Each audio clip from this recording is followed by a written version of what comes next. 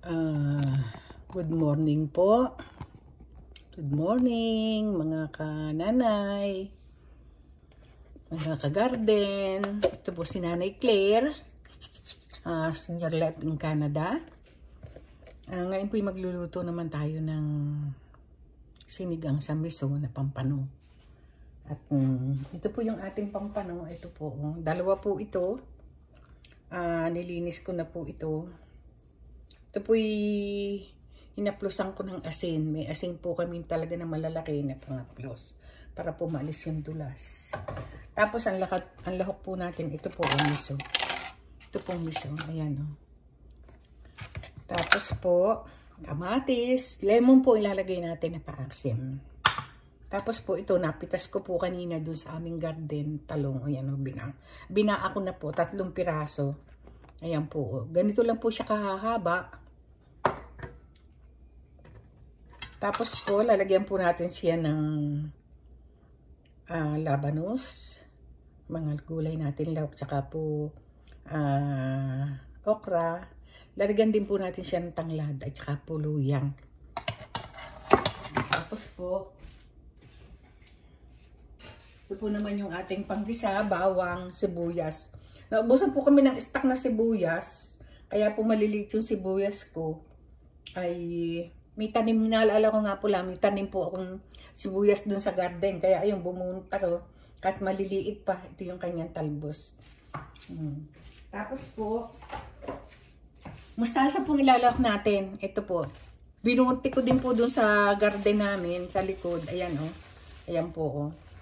Hindi po siya masyadong malalaki, bata pa siya. Kasi ito po ay pa 3rd crop ko na itinanim. Sabi ko, abot pa ito. Kahit po, kasi ito po inalaban sa sa lamig. Ito pong mustasa. At ayan po, ito po, pinuti ko kanina. Hindi ko na lang po ibinidyo, nilagay ko na lang po dito at mamaya po natin uhugas. Paglalagay. Kaya ito po, magigisa na po tayo. Ayan. Ito po yung ating mahiwagang kaldero. Itutungo-tungo po natin para po kita natin yung mga ating pong sahog. Okay lang po na hindi nyo ako makita. Basta makita lang po ninyo. Ito pong ating lulutuin. Ano po? Ayan.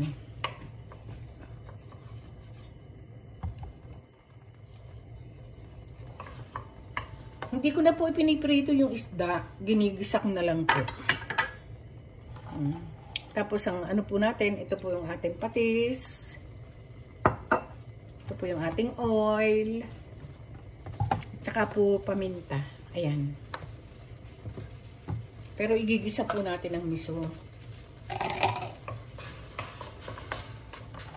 Lagyan na po natin ang oil.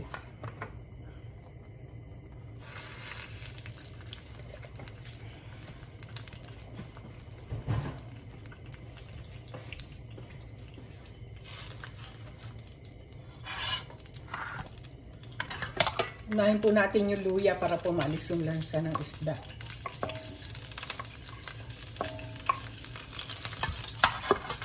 Ito po yung dahon ng tanglad. Meron po kasi kaming puno. May tanim kami andito. Pinalbo namin. Pero yung pong dahon, hindi po namin tinatapon.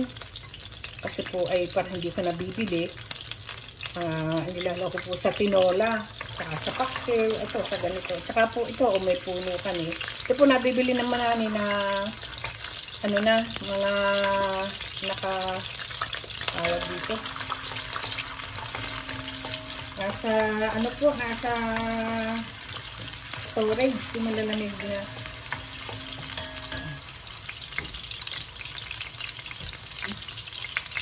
Nalagay ko po na po ang bawang. Ito po isang ulo. Gusto ko po kasi maraming bawang.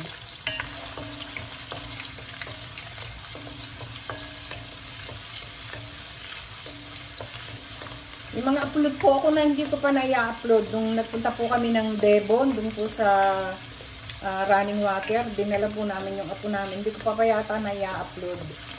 Yung sa po nalilimutan ko na.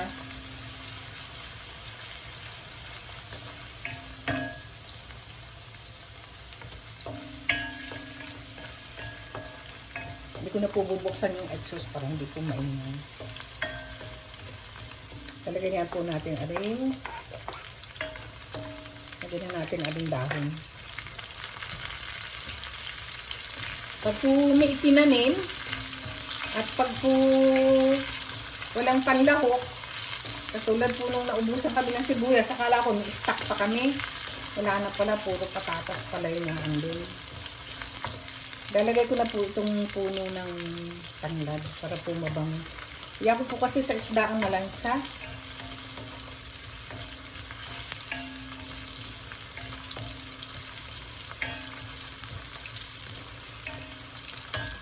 Nalagyan ko na po ng paminta para bumango.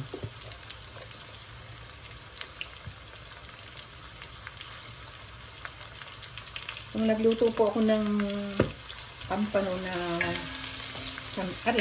sa miso, ay gustong-gusto po ng aking manugang.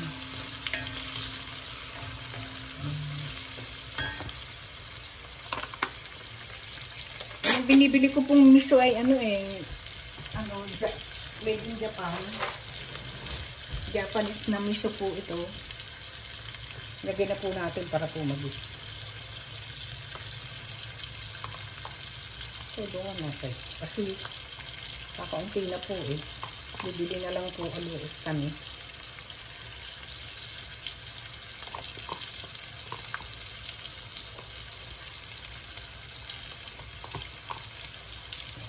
Bigisa po natin yung miso.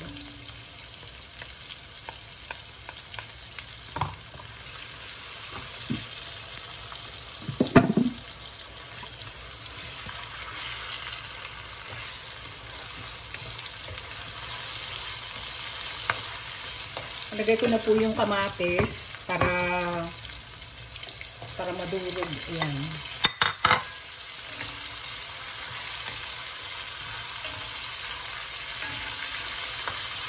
Saka po mag-isa.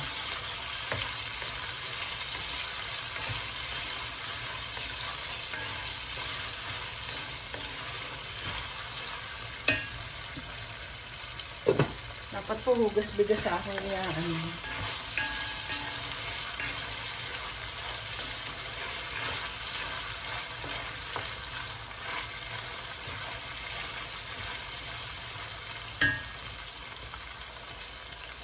Hugas po ako ng bigas. Masarap po ay hugas bigas eh.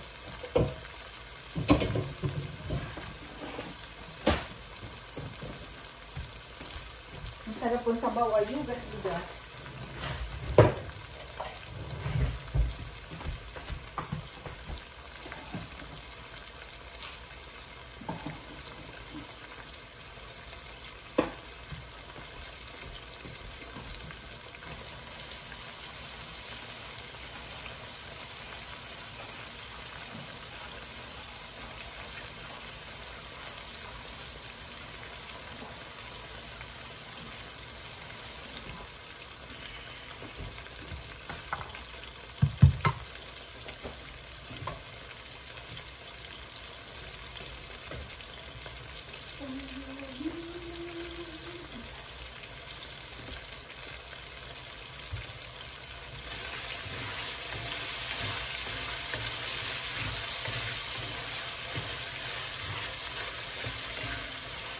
Lagyan ko na po na sa bawat para po malabog yung mga kamatis.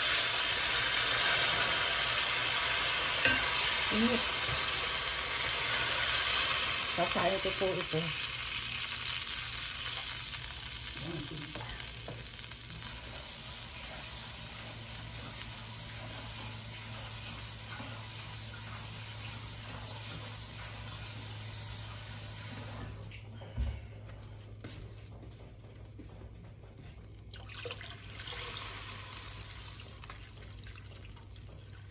Ano na po yung sabon nito.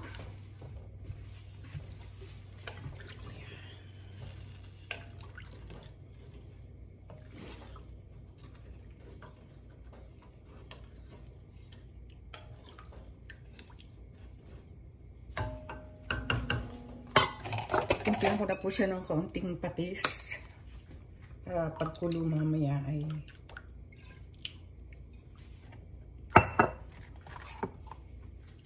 sayang po itong miso ating pong hugasan. Ito po ay sayang.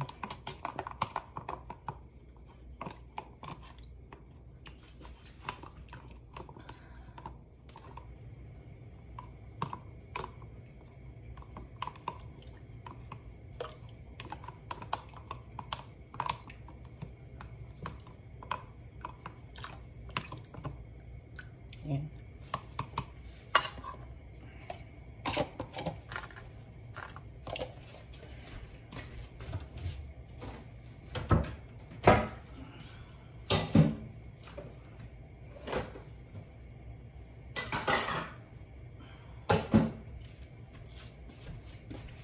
Takpan po natin para po kumulo.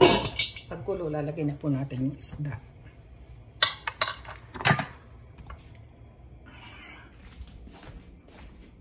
Magkaano po naman tayo nitong mustasa.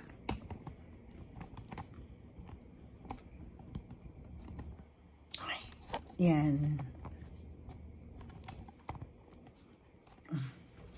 Ito po.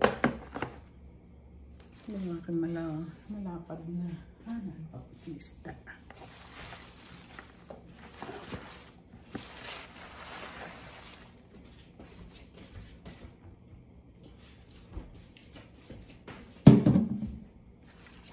Tanggalin po natin sa tangkay. Mas masarap pong ilagay itong itong mga murang mustasa kaysa po doon sa malalaki na. Masarap po siya, malambot. Ayan, habang tayo po nagpapakulo, ating pong medyo may malalaki na din po. Ayan, o.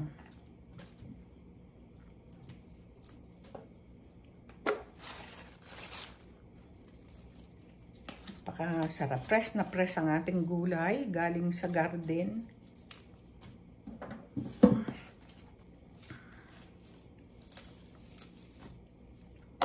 Marami pa po akong tanim na mustasa. Nandun po, pinalalaki-laki ko pa yung iba. Ito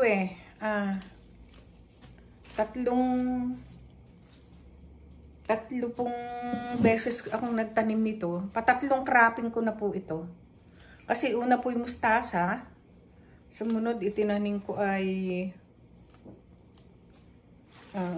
inantay ko po palang mahinog yung mustasa para makuha ko po yung binhi. Tapos ngayon, tinaniman ko po siya ng pechay. Ganito pa po kalaki yung pechay. Pero para pong hirap na siyang kaiknat. Kasi po ay nalamig na din po dito. September na po malamig na. Lapit na po ang September. Ber na po, ber. Dito po yung unang nauubos sa itong gulay. Pag po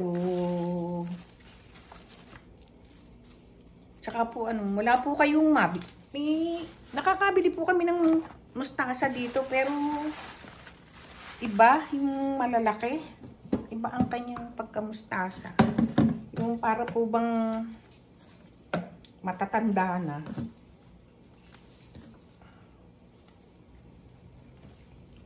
Diba kasi pag sarili mong tanim, mamaya po mangungu ako naman ng mga hinog na kamatis.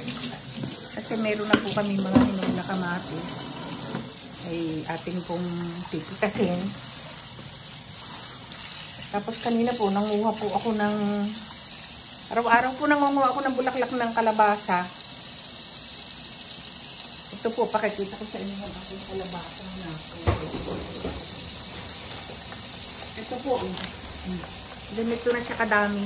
Yung aking bulaklak ng kalabasa. Sabi ko doon sa anak ko, talbusan yung kalabasa doon sa group home. At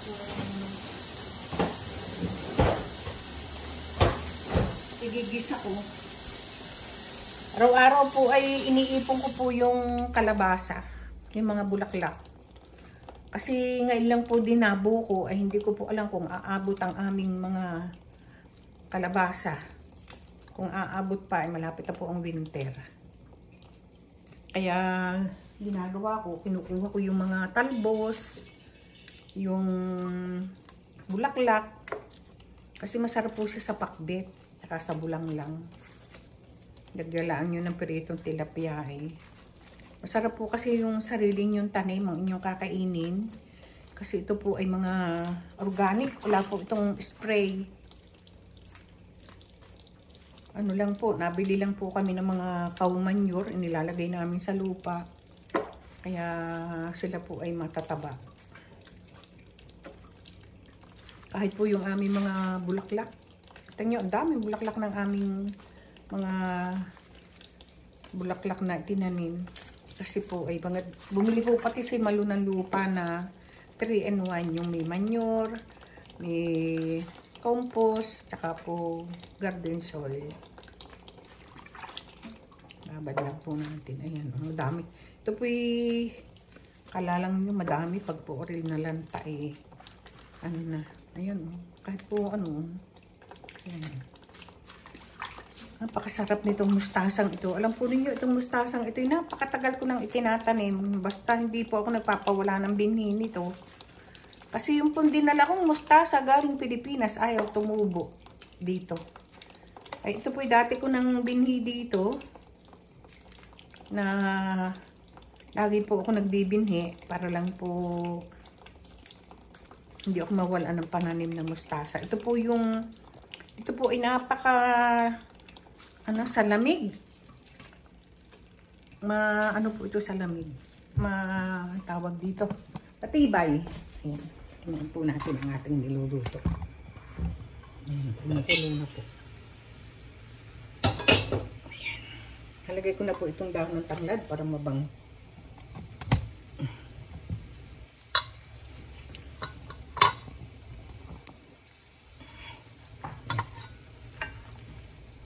Durugin po natin yung kamatis. Lalagay ko na po itong isda. Ayan. Lagyan natin ang isda natin. Ayan.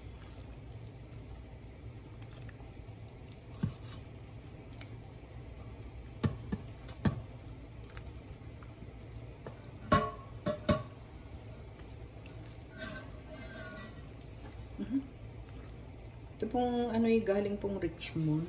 Ito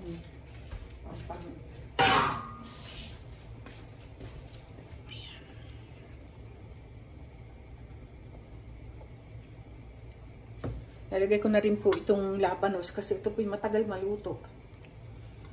Sasabay natin sa isda. Sasabay na po natin yung mga gulay kasi ang isda po ay mabilis maluto. Saka po natin lalagyan ng lemon. Ay, puno. Padami yata aking sabaw.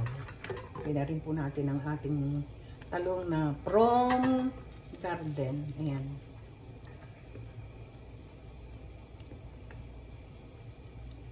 Kulang po dito ay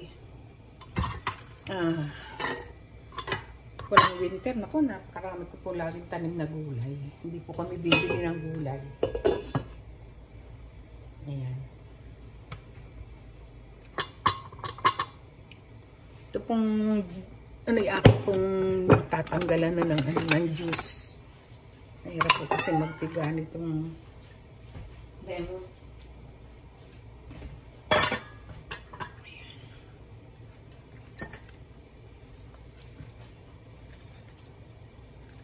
Para po hindi mapasama yung buto. Yan nga pala kaming juicer nito. Nandun.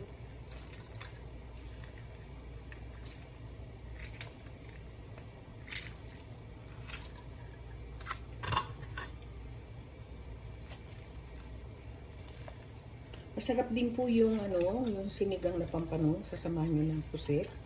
Malalaking pusit. Ang sarap. Ang tamis-tamis.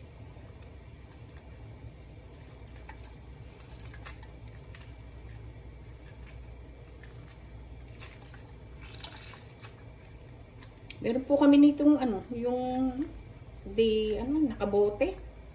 Kaya lang mas gusto ko po yung mga ganitong press. Ayan.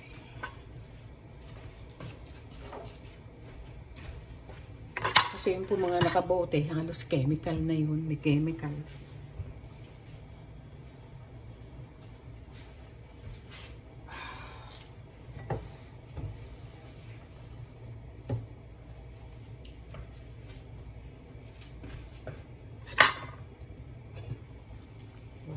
Luna.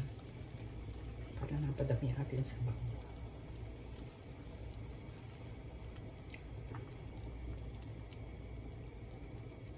Babasan ko po kaya sa bawang. Umawas paglalagay ko ng gulay.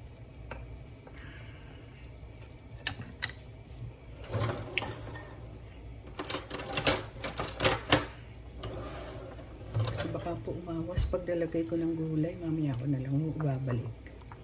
Katapos ko maglagay ng mustasa.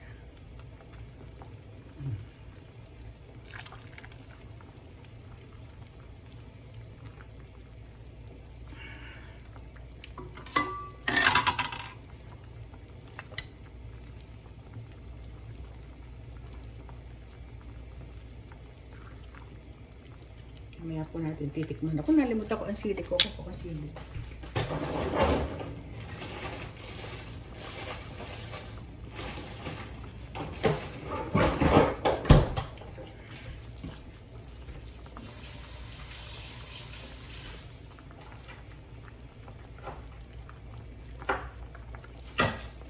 Pinutol ko po yung sili para po humalang.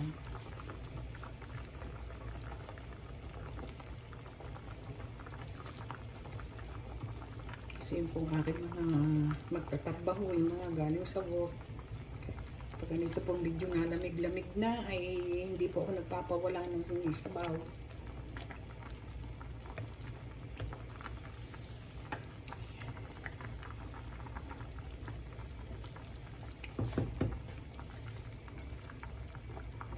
Nalagay ko na po itong lemon para matikman po natin, malasahan na natin kung okay na. Yan po. Yan.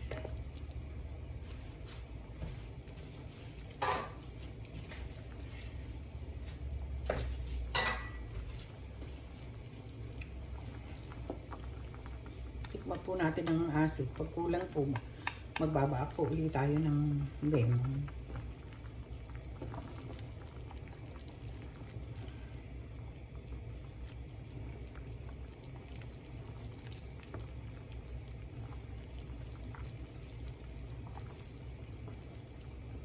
Ako po'y palagamit ng ng lemongrass.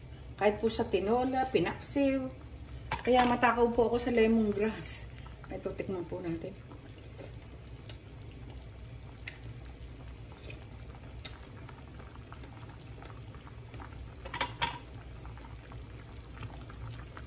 Ano yata yung asin? Sa papuntikin.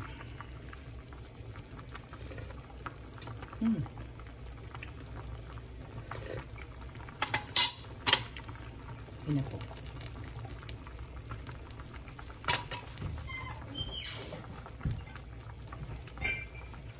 Ito po yung sinasabi ko sa inyo lemon juice namin.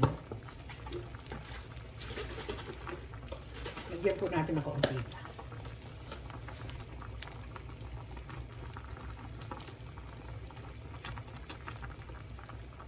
Yan.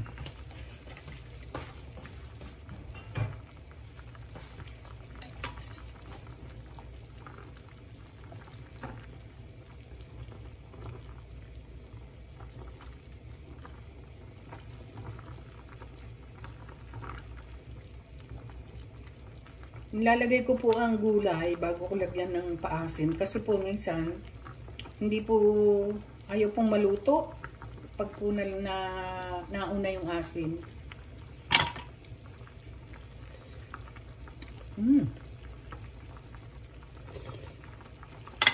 Okay na po.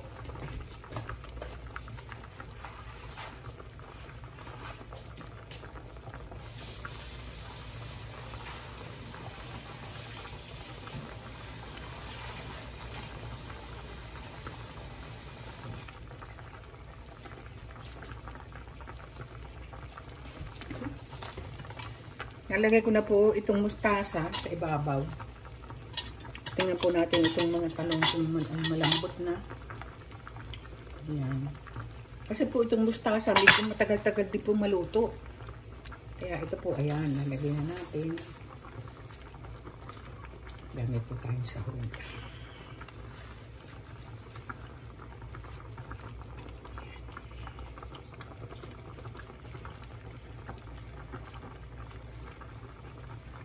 Tama po, naluluto yung ating... Ito po kasi mustasa, matagal ding maluto. Ito po hindi katulad ng ibang gulay na pag nalanta ay